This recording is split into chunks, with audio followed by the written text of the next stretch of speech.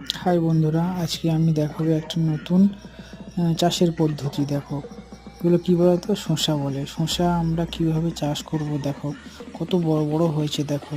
কিন্তু এই চাষের পদ্ধতি দেখো কেমন ভাবে বড় বড় মোটা মোটা সাইজে শসা হচ্ছে। দেখো কিভাবে আমরা লাগাবো। দেখো দেখো পাত্রে করে মাটি দিয়েছে, মাটিতে করে দেখো এইগুলো কি কাটছে বলতো, অ্যালোভেরা।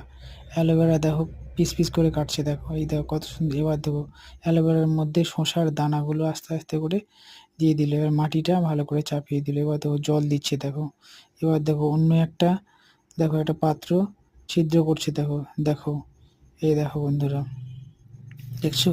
আরেকটা দেখো বোতল দিয়ে কি করবে। দেখো আজব একটা জল দেওয়ার পদ্ধতি। দেখো দেখছো, আজব জল দেওয়ার পদ্ধতি তৈরি করছে। দেখো দেখছো বন্ধুরা, ভালো করে দেখো।